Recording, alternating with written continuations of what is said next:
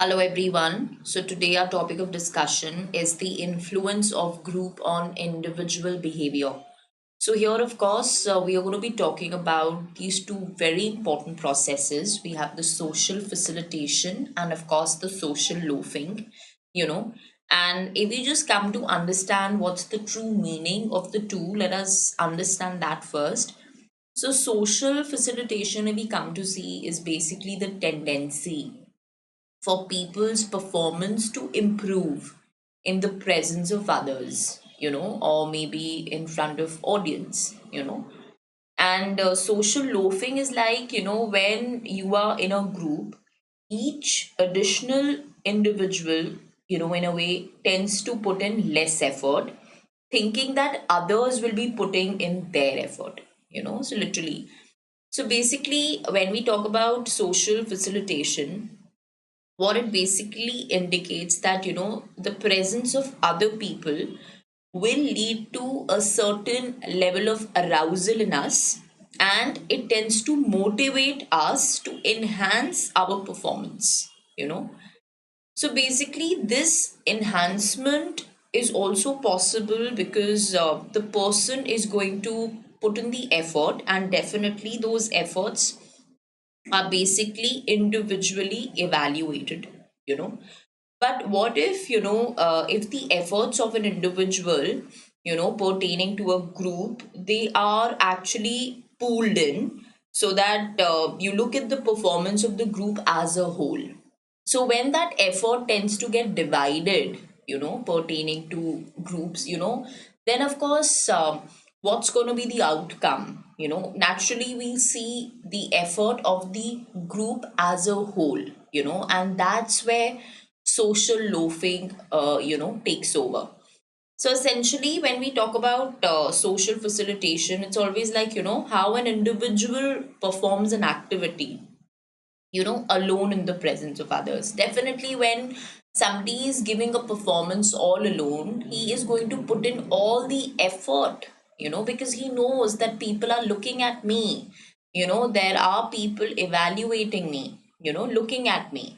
But when we talk about social loafing, definitely the individual is performing the activity, and there are other people also who are taking part in that particular group. So there are more number of people in case of social loafing. And of course, in a group, when you're performing, maybe they're not taking a point to really look at each one's performance, or maybe they are looking at the performance of the entire group as a whole. And the example of this can be like how, in case of tug of war, if we come to see, literally, how we see that like it's not possible for a person to identify how much of a force in general is being put up by each member of the team, literally. So in such situations, people become very lax, they become very cool. They take a they have a very laid back attitude in such situations, and they kind of become free riders. They're not really willing to put in that much amount of effort, also thinking that nobody's looking at us, nobody's going to evaluate. you know so social loafing definitely is more so like a reduction in case of individual effort, when especially working on a collective task, one in which, of course, the outputs, the effort or the hard work, they tend to get pooled, with other members of the group, and nobody really takes a note of it actually, and you just see the outcome of the group as a whole, not individually. So that is how the effort tends to get divided in case of social loafing. That's what is happening. So they will not put in that much effort individually. So that is what is happening in case of social loafing. Now, of course, for instance, if we take another example of a group of people who are asked to clap, so maybe that group of people, that particular group of people, of course, if there were just two or three people clapping, and if we, let's say, increase the numbers and we make it to maybe 6 to 10 people also, still we'll find in the end that the kind of effort that each one should be putting in, to make the maximum noise out of clapping will not be there, because the person concerned, or probably all the people in that group, will become very dependent also, that okay, he probably will do my part, he's going to clap harder, or that one is going to clap harder. So nobody puts in that kind of individual effort, you know so that effort in a way gets divided, and definitely there is a reduction in the individual effort that can be witnessed. So that is what is social loafing. So of course, we have some of the explanations to understand that why does this social loafing occur. What are the various reasons for it to kind of happen. So one is that people tend to feel less responsible, and for the entire task, and therefore they don't want to put in that much effort. Secondly, the motivation levels of people actually in a way decreases, because they also feel that nobody's really taking a note of us, and nobody's really evaluating us. Thirdly, there is no way to compare actually, because the performance of the concerned group is not going to be compared, you know, with the other groups. And also, many a times there is a very improper coordination, or maybe sometimes there is no coordination. And of course, the sense of belongingness is not really there, because they just feel that we are a group of individuals, we are just a collection of people, and we are here to do a task. Let's say we are here to just play a game and then, go back to our respective places. So they just feel that they are but an aggregate of individuals. So the sense of belongingness is also not there. So what do we do really to kind of reduce the social loafing? One is of course that how, it's very important to make the efforts of each person very very identifiable. Secondly, the way we can kind of maybe increase the pressure to kind of put in more of hard work. And of course, it's also important to really increase the importance of the task that's been given to them, the value of the task, and how we can really make the people feel that their individual contribution is the most important. That kind of feeling needs to actually be there in each of the member. And of course, also that how the sense of belongingness, or the group cohesiveness, which is nothing but the feeling of togetherness, has to really be there, because that is what is going to essentially increase the motivation for a very very successful group outcome.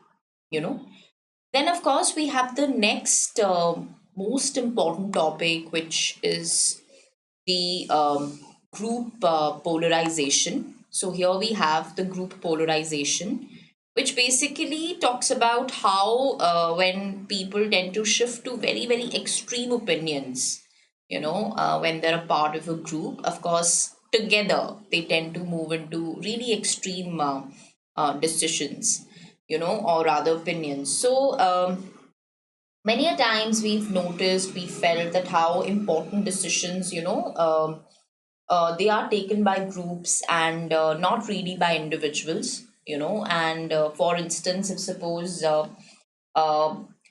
somebody had to be kind of given a punishment for sort of literally, breaking a particular rule, or for any kind of unethical act. So if suppose this happens in a company, in a corporate company, and then everybody has to come to a decision. So when a group actually comes together, what also happens is that after a lot of interactions, what happens is that their conviction becomes more firm, and after a lot of interactions and discussions, their views in a way somehow become even more stronger.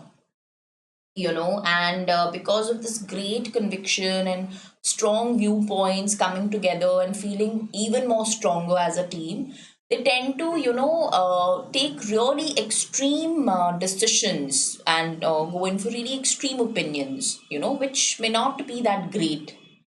So maybe if pertaining to, let's say, going back to the same example, that if they had to kind of take a decision on this person for showing up a very maybe unethical act, so maybe they had to give him a punishment, and ultimately, they decide to kind of terminate his services instead of really imposing a punishment. So um, so basically, in group polarization, there is an absolute strengthening of the group's initial position as a result of group interactions and discussions. So they feel more empowered. They begin to feel more stronger together, and they start feeling this extremely strong conviction. And then, in this feeling of we are a group together and we can take a call. They go in for really extreme decisions. You know so and that goes in for even when you have to really favor capital punishment, literally. So how sometimes you come to discussions and interactions with like-minded people, and you at times feel that kind of strength, and you feel a greater conviction actually coming in your own decisions, and it sort of matches also with the people of the same viewpoints, so it gives the group a lot of boost, another level of strength and greater conviction actually. So basically, now this kind of conviction that also, that they are feeling, maybe, from where is this kind of conviction coming, and why do they start feeling that kind of firmness in their conviction, and why do they sort of start feeling stronger together, and they actually easily go in for really really extreme decisions, and so, why does that actually happen is because of mainly three reasons. So, we have, whenever people are in the company of like minded people, and what happens is that you're likely to hear newer arguments, which in a way are favoring your viewpoints. So, this gives you, or maybe makes you more favorable towards the certain topic or the concerned topic. Let's say the topic of discussion is capital punishment, So when you're sitting with people who are just like you, who feel like you, who think like you, who have the similar thought process, or for that matter, the same belief system, they probably will also come down, to the same thoughts, and it sort of gives your thoughts a favor, and you start feeling quite convinced and even stronger than before. Also, like many a times, you feel that we've got a thumbs up for it. This view has been validated, which means I have got a thumbs up for it. It's quite justified, and even public is supporting me for that. So this is a kind of a bandwagon effect also. So what is this bandwagon effect if we come to see? Basically, it's when people do something primarily because other people are doing it, and which they may ignore or override, which actually means that how sometimes they have their own beliefs, but those beliefs can be in a way ignored, or those beliefs can actually be literally overridden, so which here is actually their beliefs, which they may actually ignore or override. So their own beliefs they can just keep aside, they can ignore, and they can override their beliefs, but they will continue to actually do the same thing only because other people are doing that, you know so this kind of a tendency is basically when people align their beliefs and their behaviors with those of the group, and it's more of a herd mentality, which is herd mentality. You want to be a part of the rat race, and because everybody is going in that direction, even I want to go in that direction. Maybe literally you don't feel that, from the core of your heart mind, but because everyone else is also doing it, let me also do it. So you become a part of the rat race, you become a part of the herd literally, and you want to be there. So you have, in a way, overridden your own beliefs, you have ignored your own personal beliefs, and you have done something primarily because other people are doing it. So that can also kind of lead to group polarization, so bandwagon effect is a very big contributor there, so of course then of course also many a times you feel people have similar views, and maybe which you feel you are most likely to perceive, in case of in groups. So you actually start identifying with that group, you begin showing conformity, and as a consequence your views, they become even more strengthened.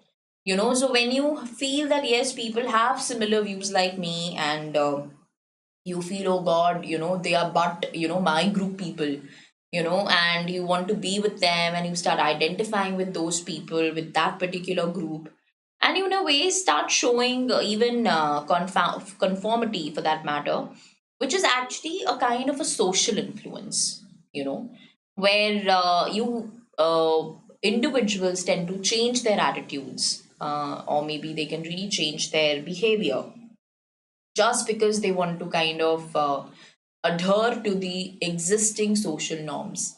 So it's a major type of social influence when we come to conformity, and definitely people tend to change their attitudes, they tend to change their behaviors just because they want to be in accord with the social norms, or maybe they want to be with probably those norms or rules made by a particular group. They want to follow that, actually they want to be in accordance with that.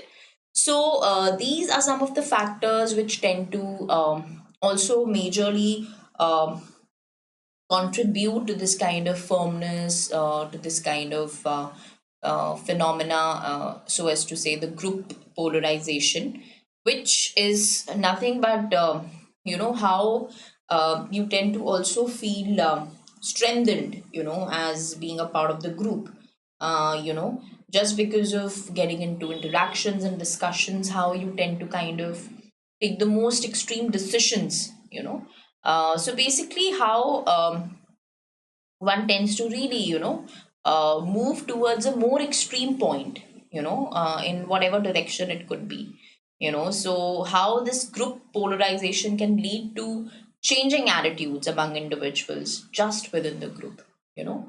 So this is how it had some of its very important reasons, that how and from where is this kind of firmness coming, or this kind of strength coming in the group. So of course we've discussed the reasons, and group polarization, a very important term, and how social loafing is so different from social facilitation, and how can social loafing be reduced, how can literally we can cut on this social loafing, and what majorly also in a way contributes to social loafing. So with this we come to an end. Thank you so much.